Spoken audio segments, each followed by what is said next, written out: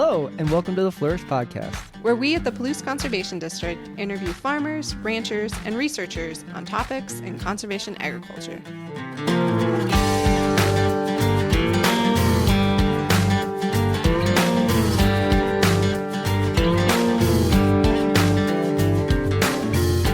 FLOURISH, also known as Farmers Leading Our United Revolution in Soil Health, is a farmer-led conservation innovation project to support the widespread adoption of soil health practices by integrating cover crops and livestock into farming operations. The ambitious purpose of FLOURISH is to not only regenerate our soils, but also our rural communities by creating opportunities for younger generations to return to productive, sustainable farms. On this podcast, we bring you updates from on-farm trials, research findings, and advice from farmers. Hello, and welcome back to the FLOURISH Podcast. I'm here today with Eric Odberg from Odberg Farms. Eric, thanks for joining us. Hey, you're welcome, Brian. Thanks for inviting me. Yeah, it's a snowy day here in Eastern Washington, and Eric made the trek into our office, so thanks for doing that. Perfect timing. Yeah. Timing's everything. Yeah. Eric, would you mind talking a little bit about your farm, where it is, how much rain you get, some of your crop rotations? Yeah, I'm a fourth-generation farmer in Genesee, Idaho. I farm with my wife, Malia, and our three boys, Ethan, Evan, and Nick. My great-grandfather settled in the Genesee area in 1894. So this year's 131st year of our farm. We farm in a 22-inch precipitation zone, farm 2,200 acres. I've been no-tilling for 23 years. Nice. We are committed to conservation. I just completed our fifth CSP contract. Nice. So I've been doing CSP with NRCS for 20 years now. And that's where I've had a little bit of experience growing cover crops. And it's a great conservation program. It's covers all aspects of conservation farming on your farm. It's supposed to be for growers, producers that are kind of pushing the envelope, but as farther you get into it, the harder it is to find practices. They call them enhancements that you're eligible for and that you can get funding for. But so it's been a good one to have, and I'm up for renewal this next year, so nice. I need to decide if I'm going to keep on doing it or not. So, yeah, that's good. And that's what pushed you that's what enabled you to start experimenting with cover crops, kind of? Yeah, I got my first taste with cover crop with it. So my last this last contract, I had a cover crop component with it. I was supposed to do a full field cover crop, and so that prevented me from starting FLOURISH on the first year. Tammy Stubbs, who used to work in your office here, approached me about being a collaborator in this FLOURISH project, and I kind of had a problem because I was already in the CSB contract and doing cover crops, so it threw me out and made me ineligible in the first year. But went ahead and added cover crops and grazed it, and so we could talk more about that later. yeah, for sure. Was there anything else about the farm? What's your standard crop rotation? I know yours is maybe a little different than most folks. Oh, it's a standard 3-year rotation with, winter wheat, spring grain, pulses, but then I also grow spring canola, which that can replace the spring grain or the pulse leg of the rotation. Mm-hmm. And then I've also experimented with other crops, non-traditional Palouse crops like sunflowers and millet and sorghum and flax. So I've tried to add more diversity into our crop rotation because that's an important part of conservation farming and making it all work. Yeah. And so the longer rotation, the better, but to still remain profitable and having those alternative crops actually make a return is challenging. And so I haven't done anything field wide. Well, I mean, I have done things field wide, but I keep things relatively small. I haven't, I don't convert the whole farm or half the farm to sunflowers. So. Yeah. Yeah. That's good. So the podcast is about Flourish. Again, I say this almost every time, but it's farmers leading our United Revolution Soil Health, and Eric is one of those farmers. Eric, can you tell us why you were interested in joining the program, aside from Tammy knocking on your door? Well, like I said, I wanted to. I had experimented with cover crops a little bit with CSP, and I wanted to do more, and so I found this enhancement with CSP that allowed me to do that. But with this new project that you had, that you offered, it just seemed. I mean, it was lucrative, and also really kind of help push it more and get more experience with cover crops. And it has allowed me to already learn more about cover crop grazing, and really learning as we go. And so, I think it's great, and glad to be a part of it. Yeah, we're fortunate to have you. So aside from joining Flourish, what sort of motivated you? I know you said you've been conservation farming for at least 20 years, probably longer, and that's like one of the big things. But what was your motivation for moving in this direction of more diverse crops, cover cropping, livestock? Well, I've been no-tilling for 23 years and really felt that I was at a roadblock or standstill. With that, I didn't, I saw a lot of improvements and benefits in the beginning, and it just seemed like, we were just not making many more progress, and then also encountering problems as well, like compaction and weed issues. The Italian ryegrass is our number one weed, and so I had more problems with that. And I just thought that cover crops were a way of moving our farm forward with conservation. I mean, as part of conservation farming and getting more diversity in your rotation, using a non-synthetic means of controlling problem weeds, helping with compaction, increasing organic matter, being able to sequester more carbon on the farm with cover crops, and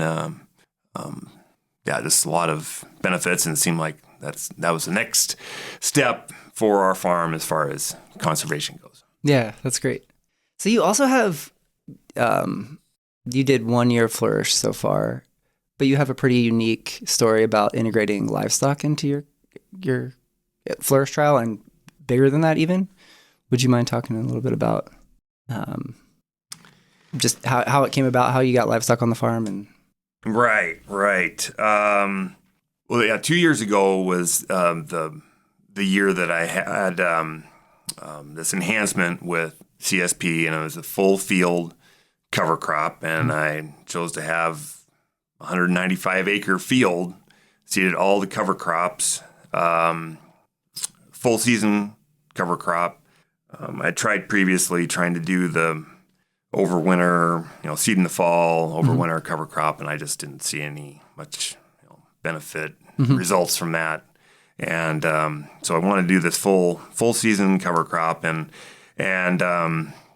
when I seeded it that first year, I seeded June 1, and kind of slow to take off, but then when I started getting good growth to it, I noticed all the wildlife that was out there and grazing on this thing, and I had a neighbor who's also part of this project, Clint Zenner. Yeah. And he'd done done some experimenting with livestock grazing, with doing cover crops. And so, I asked him if he had any access or any suggestions about being able to graze this cover crop. And he told me about this rancher, goat rancher, and first he said, "Well, how do you feel about goats grazing on your cover crop?" And I'm like, "Oh, okay, yeah, sounds good. It's grazing, it's livestock grazing." And he put me in contact with this goat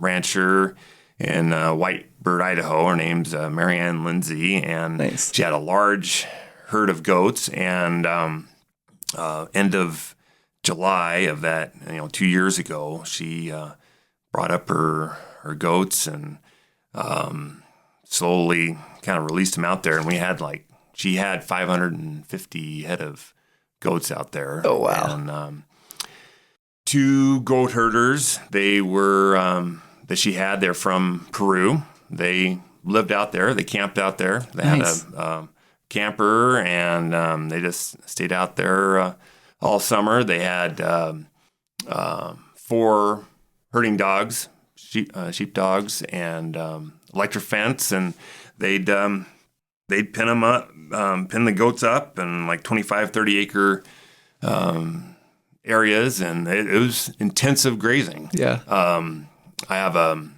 field man. I call him my regenerative field man, and when I showed him pictures of it, or he was out there, and he said, "That is scorched earth grazing."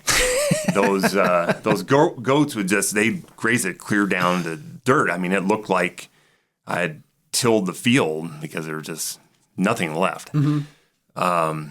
But what I noticed after they had done that, the regrowth that got after they did that, and so. I kind of did some research about that. What was really going on out there, and what I found out is that when a plant is grazed, the plant releases root exudates, which are carbohydrates and proteins and fats. The roots release that into the soil, which then feeds the soil microbes, which then influences plant growth, which causes the plants to grow more. Mm-hmm. And then the plants create more root mass. And then, therefore, you get higher organic matter through that. And you get other benefits like higher water holding capacity, more nutrient cycling is going on out there. It helps create more nutrients for other crops. Yeah. So, that's cool. So was, 2 things. I remember coming out to soil sample that fall in the cover crop. Maybe it was like August or early August, maybe. Yeah, it was a fall after that cover crop, or with the cover crop was still growing, still out there.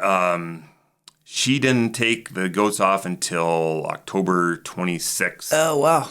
When we had our first freeze. So we were really blessed to have a late freeze that fall, and she was able to keep them out there a really long time. But yeah, that's when you were soil testing. It was still in cover crop. It was still growing. Yeah, it was like actively growing. That's what I was saying. Yeah, it was like hip high.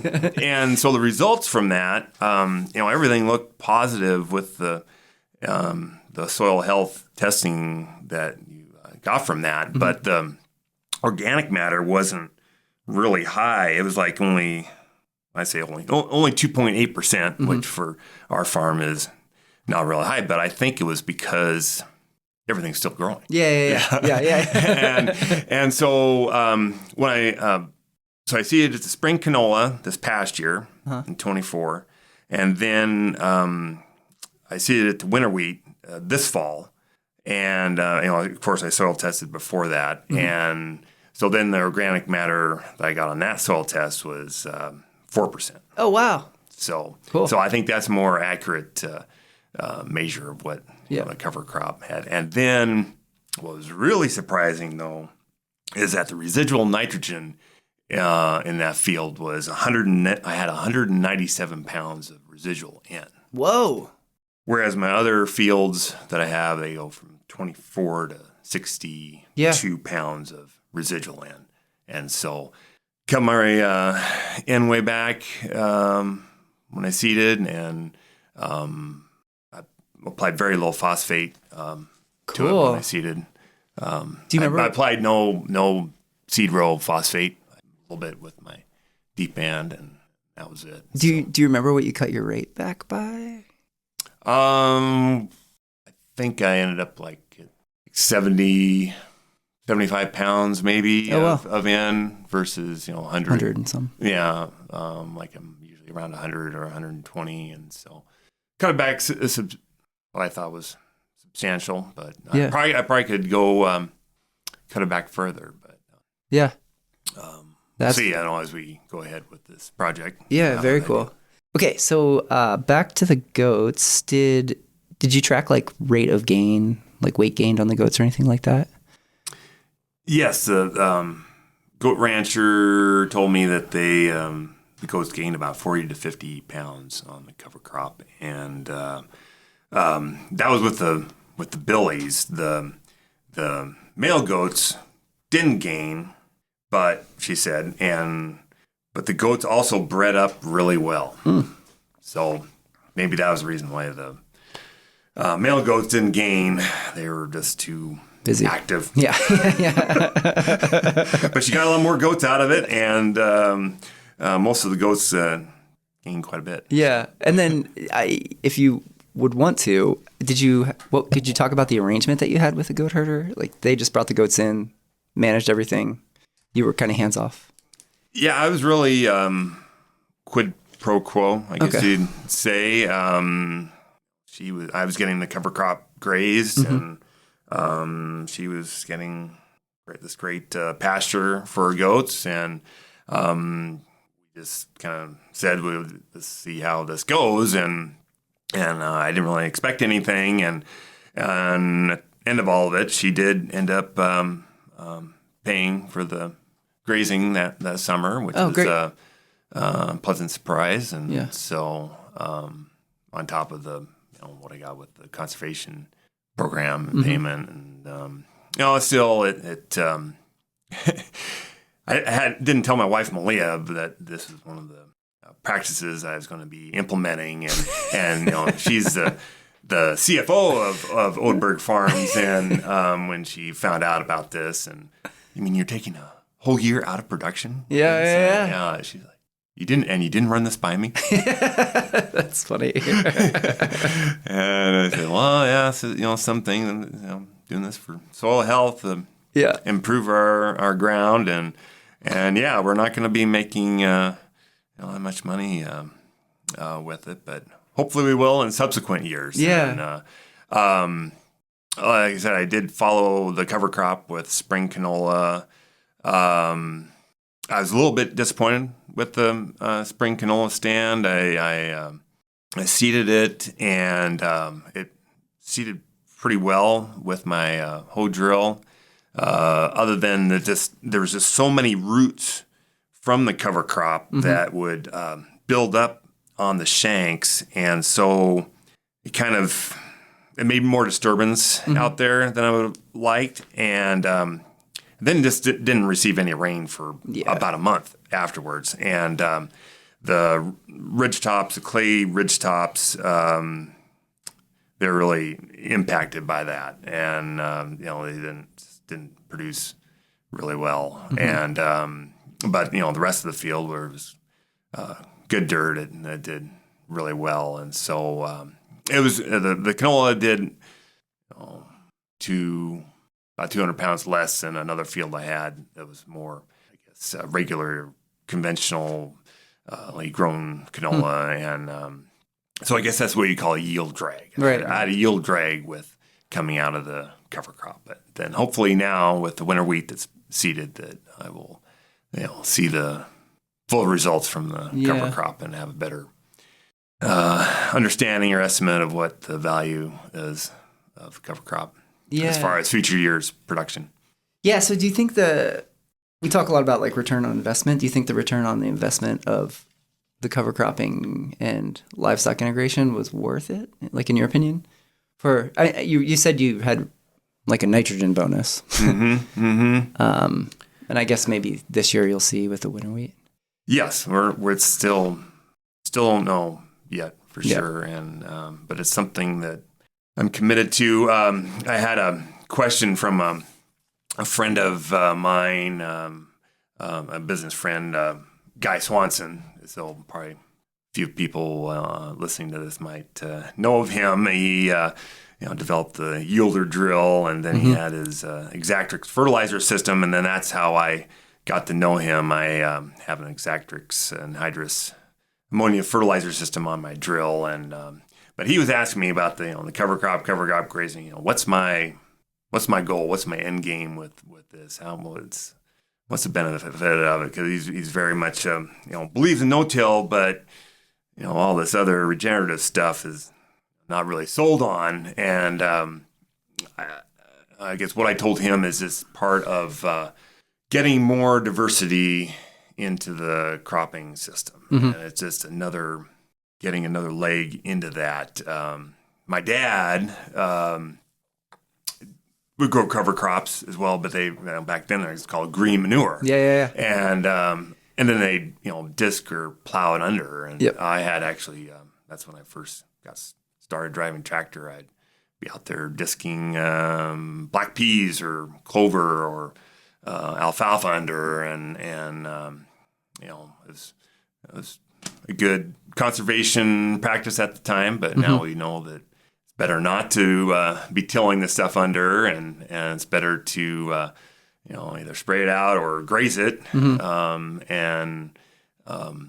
It's kind of going back to older methods of farming, trying to grow our nitrogen organically instead of really trying to reduce synthetic nitrogen all the time. And this is another way of doing that. Yeah, and you saw some of those benefits. Yes. Yeah, which is cool. Did you end up terminating the cover crop, or you just let it frost out after the grazing was done? Yeah, they weren't able to get, those goats weren't as hard as they tried. They and the goat herders tried. They weren't able to get through all of it. There was about 80 acres that they didn't graze, and so after it all froze, I went out there. We have a flail mower, and I mowed those acres, and that's how the frost really terminated the crop. Is what happened. It was grazed, but it just, like I said, when they grazed it, it just kept on growing, and but the stuff that they grazed, I didn't have to do anything to. Oh, that's the great. Frost just took care of it. And, what, like visually, did you see any difference in the canola that followed between like the sides that had been grazed versus mowed? Well, Brad Johnson, who works in your office here, he told me I should do 2 separate soil tests of those areas, and I kind of forgot about that. Yeah, or we should have come out and done that. Yeah. But I might notice a yield difference. I know the areas when I'm harvesting the winter wheat this summer, the yield difference. Yeah, I'm sure. I'd be very cognizant of that when I'm in the combine, because I know where they are. Yeah. So then this year with your Flourish trial, you weren't able to get goats again, correct? Well, she had a big sale. She sold most of her goats, and so I had to find another rancher to graze cover crop, and turned to Clint Zenner again, and he let me approach the rancher that he was using, and so I was able to use him. He had him and another younger rancher had about 30 head of cows. I had much smaller cover crop acreage this year, just the 30 acres that were in the Flourish program, in the Flourish project, and it worked well. The cattle did a good job. They were almost as good as the goats. I had it adjacent to a old meadow that we had. My grandfather was actually a rancher. Oh, wow. He just messed with cows, and his brothers did the farming, and so every piece of ground that he purchased had a pretty sizable meadow in it, and so I thought to have the cover crop next to the meadow would be able to he'd have about 50 acres to be able to graze in, and and having cover crops and just grass so it worked well. He took him to the sale right after they came off the cover crop, and he said that his cows gained the most they've ever gained summer pasture with my cover crop. And so he was very, very happy about that. And once again, we didn't have a rental agreement in place, did the same thing, quid pro quo, and he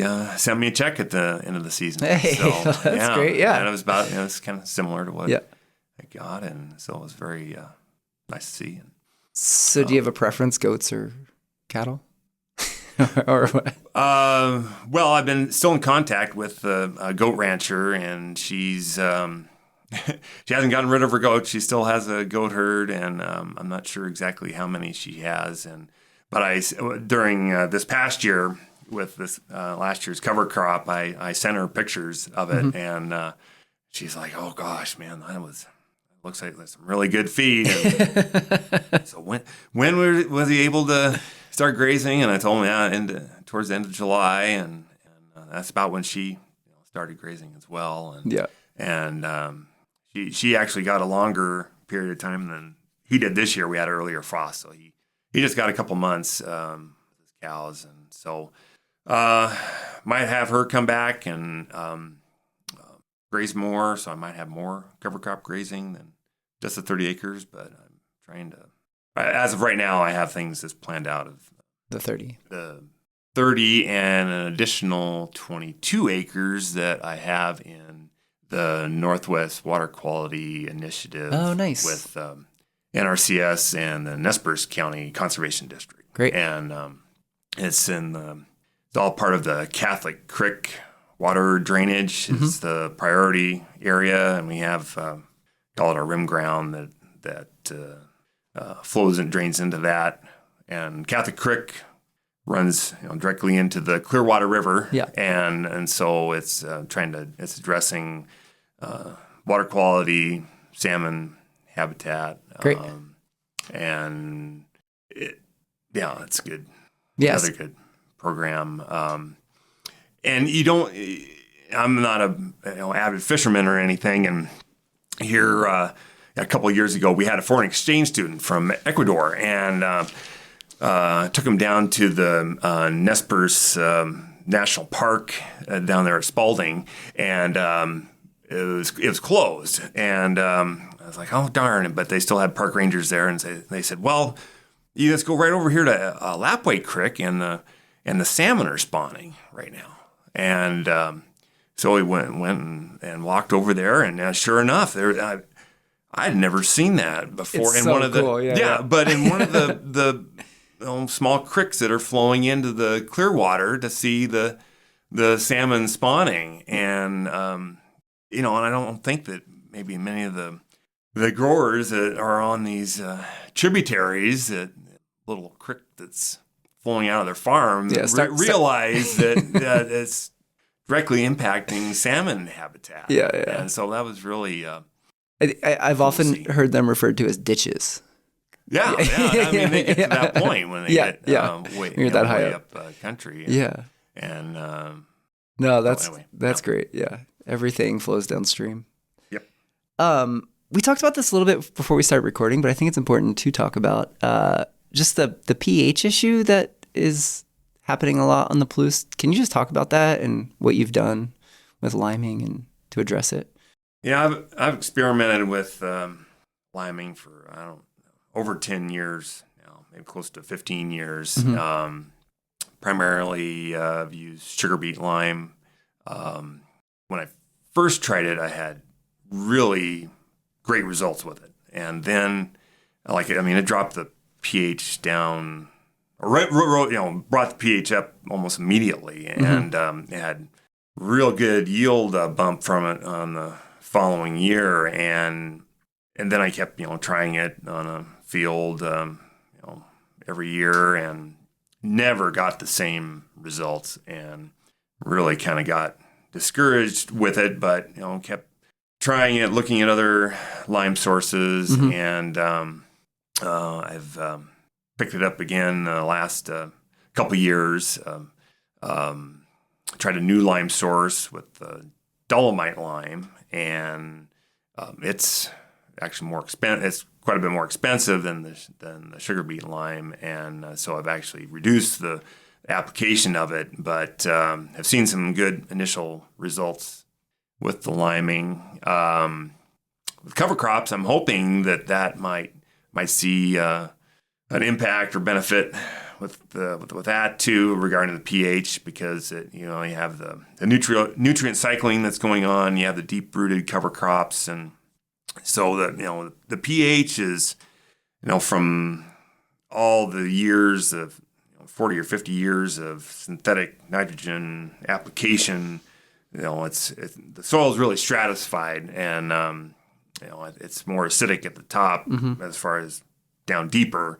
And hopefully with the cover crops, will bring the more neutral soil, bring the soil pH up with that as well. So that's something I haven't seen yet. But well, actually, the soil testing that your conservation district has done, it showed a little bit of improvement, I guess. It's at like 6% rather than under 6. So, yeah.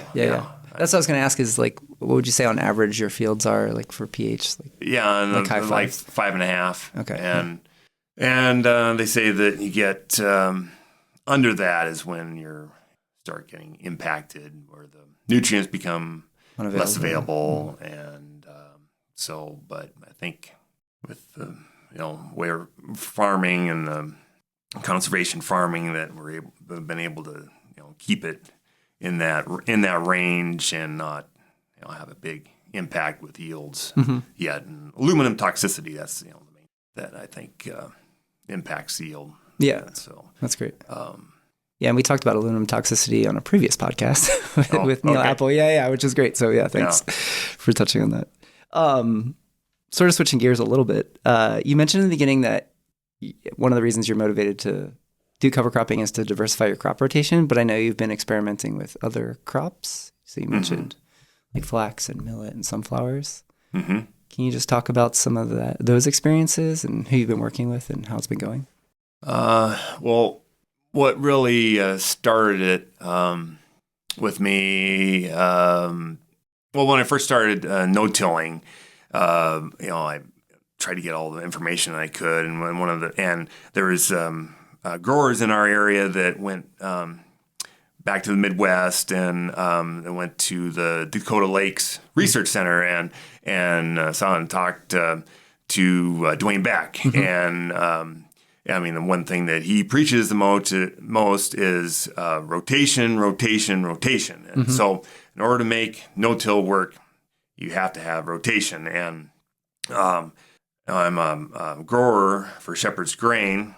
Still a grower for Shepherd's Grain. And at the time, the research logistics person was Jeremy Bunch. Now he's the CEO of Shepherd's Grain, but he wanted to do a research project on rotation and wanted to have a 6-year rotation. And so there was 50 acres on our farm that we decided to do this research project and implement a 6-year rotation. And so getting more crops into that rotation, crops that aren't grown on the Palouse, which are warm season crops. And there's warm season broadleaves like sorghum and safflower.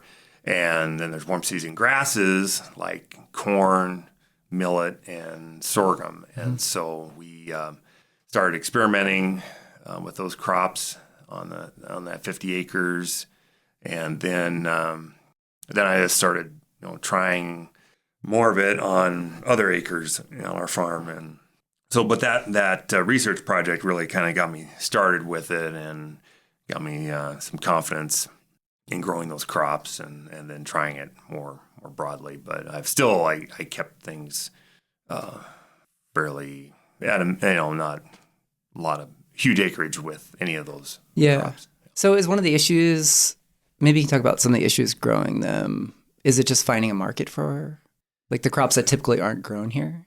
Yep, that's one of the issues, especially having I guess a lucrative market, a food grade market. We're fortunate to have a market up in Spokane, called Global Harvest Foods. They are a birdseed manufacturer, so they take sunflowers, they take millet, but it's for birdseed, so they're not willing to pay a whole lot for it. So, but it's a good, really a good fallback market. So, one of the years when I expanded my millet production, I had actually 50 acres of millet, and I had kind of arranged to grow this for a malting company for gluten-free malt. They wanted to get into gluten-free malt and change over part of their facility to that. And well, things didn't pan out. And they backed out of it, and they decided not to do it. And so, it was going to be more lucrative, but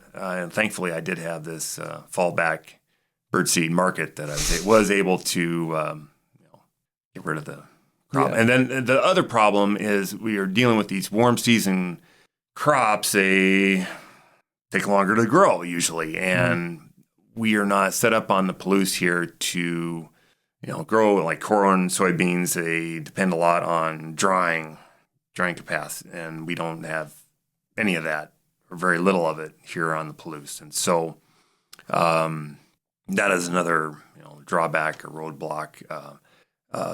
When I've grown them on bigger acreage, I've tried desiccation. That's worked all right. I've tried swathing, and that works as well. And so I haven't had anything dried. You just use, depending on aeration in grain bins, and so that's another. So the markets, and then the longer growing season, but you're getting a different kind of crop.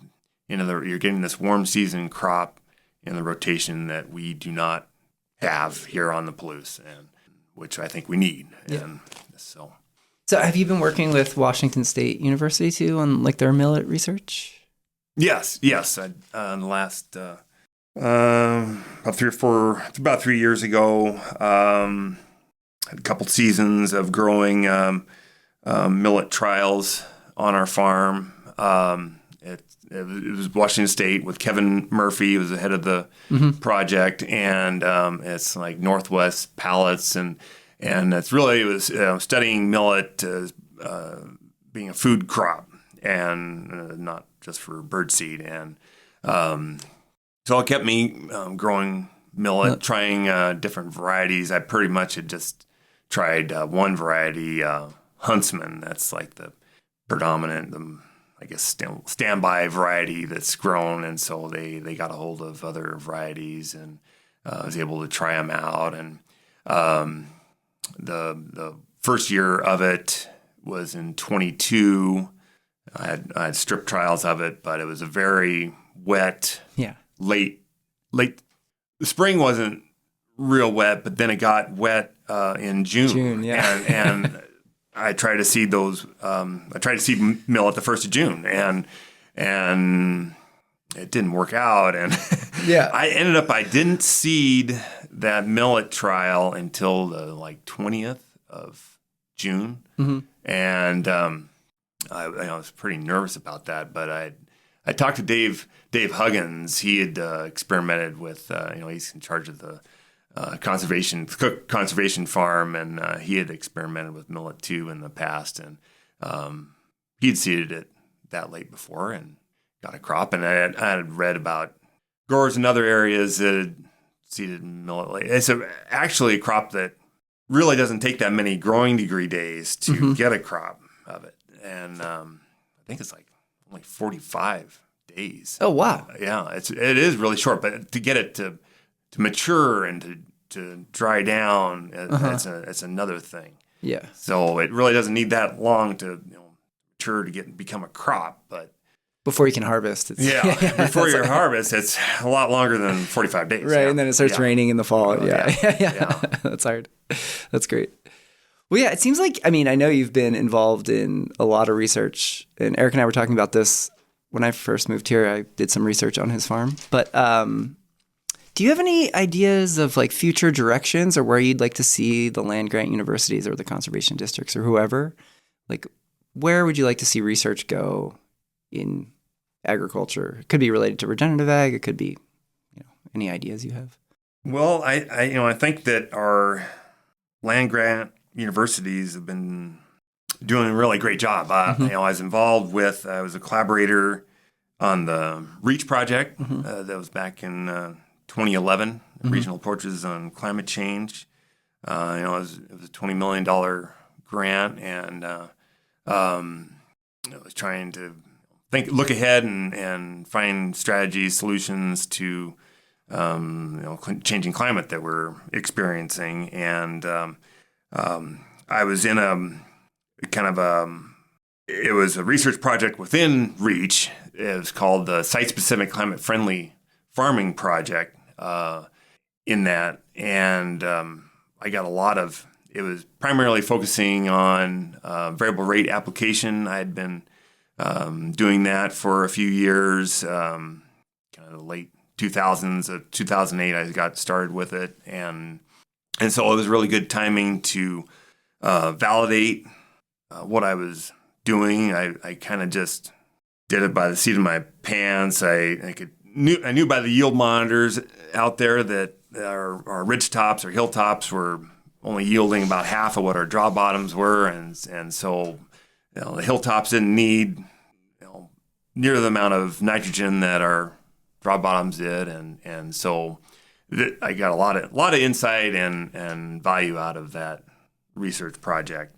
But then after that, U of I got a grant. It's called it was LIT, Landscapes in Transition. Oh yeah, and I was part of that as well, and collaborator with that. But it really focused more on alternative crops, looking at cover crops, winter pulses, cool. And one interesting thing that came out of that is that I found that winter peas had just as much soil health benefit as cover crops.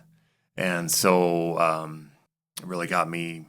I had tried winter peas kind of right after I first started farming and didn't have a whole lot of success or luck. Kind of had some disasters, actually. And that's the best way to learn.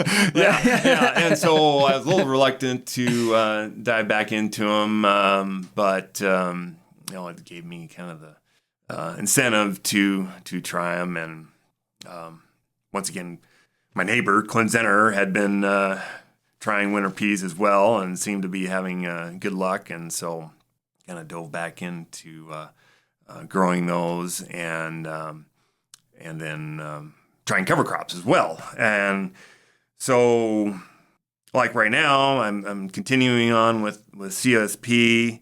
I'm in a new, actually an EQIP grant called the Northwest Water Quality Initiative. All right, you mentioned that. And one of the practices that I've signed up for with that is more cover crops. Okay. And so I'm going to be growing cover crops for that and continuing on with Flourish, and then now, like I was saying, the land grant university, really, I think they're doing what needs to be done. And they got this $59 million it's insane. grant to help fund climate smart practices called IAMP, and Innovative Agricultural Marketing Practices. And so it's having funding to do projects, climate smart practices such as cover cropping, cover crop grazing. Mm-hmm.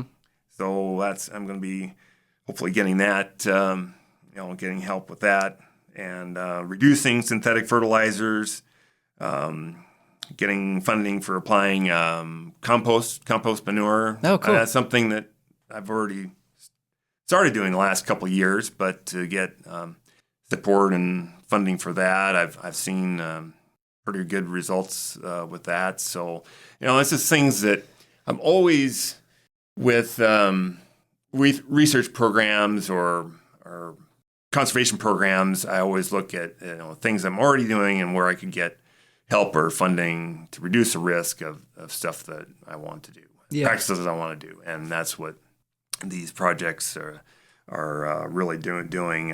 There's a couple other things that's going to have funding for is biochar applications, and also intercropping, and great. That's something that I haven't tried yet, but would like to. And it's, once again, adding more diversity out there, and not monocropping, and so there's. I have an intercrop idea. Okay. Yeah, okay. What do you think? Clover below, it could probably like a spring grain maybe, if you could interseed both. Yeah. Or if you could do a biennial clover that you could just then seed into the next year. Yes. But then getting rid of it might be challenging.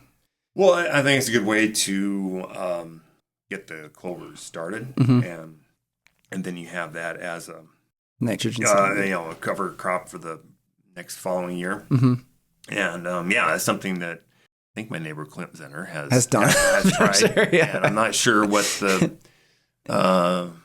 I think he also started alfalfa crop that way, cool, as well. And so I mean that intercropping really can encompass a lot of things. It's not just seeding more than one crop at a time for actual cash crops. You can have a cover crop seeded with that crop, like you're describing there with the clover, and that qualifies as well. So I haven't decided if I'm going to pursue that practice or not. I'm really been focusing on the ones that I'm already been doing to get support for those.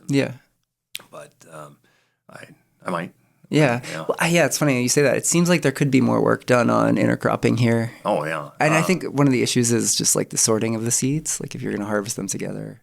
Right. And I think that our pulse processors really could help out with that. Yeah. And I think that they are in the position that they could, really help us out with that. And I've heard that one of them in the area is Brocky & Sons is willing to do that, to tackle it. And that's what we need. It's something that we're not doing on the Palouse, kind of like the grain drying and the separating more than one crop is another little bit of a roadblock, and that's just not being done. But I mean, you could have a setup on the farm. I've seen producers in other areas that have a whole setup on their farm where they separate the different crops as they are after they're harvesting them and before they put them in bins, and so it's being done, and I know that that's a goal, and it's not quite there yet. And it's like I need to, I guess, see it more, get more experience with it. One of the, I think there's a couple other cover crop or intercropping ideas that, or potential ideas that would work.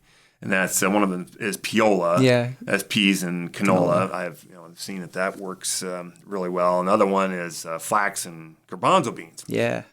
But with my Shepherd's Grain research project, I tried flax a couple of times, and it's a pretty good crop to grow. It's not all that different than what we do grow here on the Palouse, but harvesting it has issues with combine fires because of the straw is very ropey, and it just wraps around anything and everything. And so it would wrap around the feeder beater of my combine and then start heating, and I had fires in my combine. Oh, gosh. And so sounds terrifying. That really turned me off on flax, but soil health crop, freeing up phosphorus, then.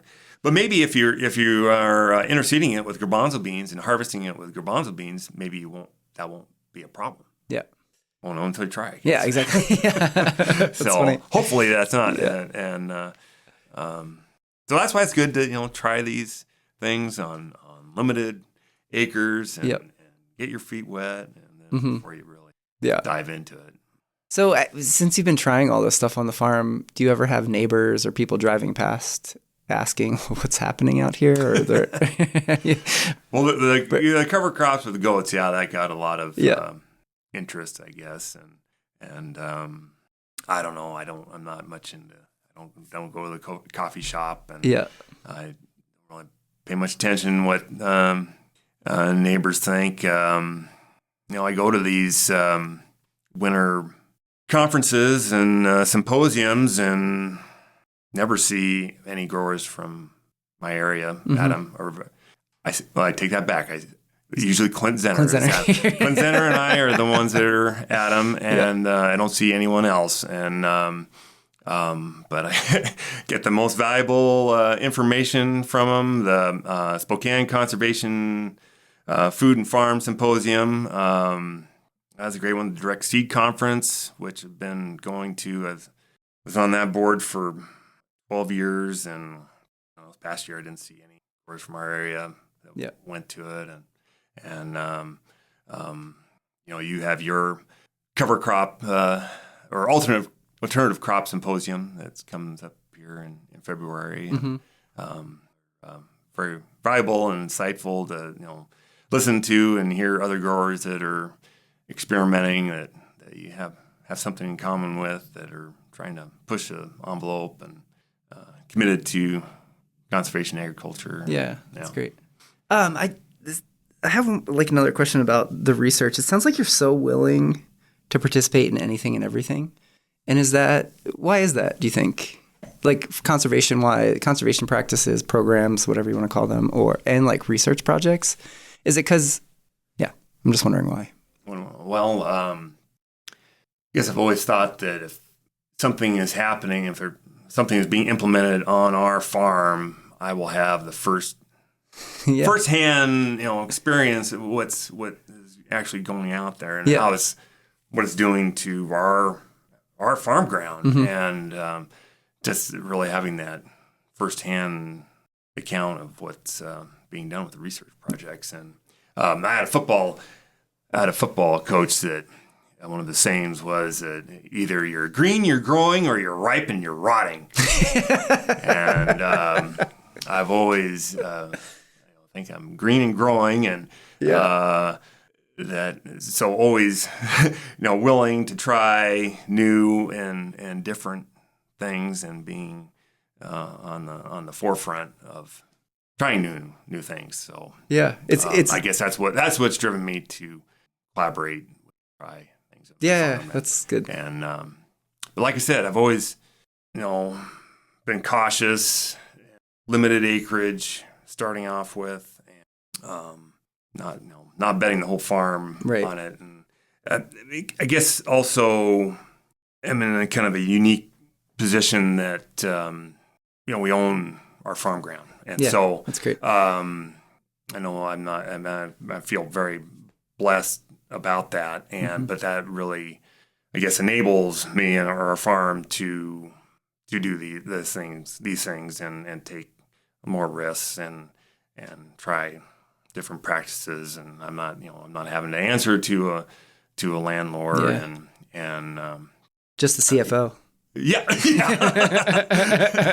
need to make sure to run things by more. And so I've told her that I've secured more funding for these conservation practices. I signed us up for more research projects. And but then now you hear about, it might be freezing them, and we might not have them, and so it concerns me now. But can't really worry yourself and be concerned about that. Just gotta move on ahead and do what you're gonna do, and adjust when things happen. And, another saying that the football coach said is that sometimes you gotta get your ratchet wrench out there and adjust. And when you're doing these different practices and you're on the cutting edge, that you usually have to do that. Quite a bit on the fly. You just got to be ready to do that. Ready to adjust. It is really easy to calcify and get comfortable with what you know. That's why you guys always inspire me, because you're constantly making changes. And that's why I say this a lot, but we're always like a couple steps behind. We're like, wait, what are you doing? Can we come out and like sample that? Yeah. So yeah, it's like good motivation for us too.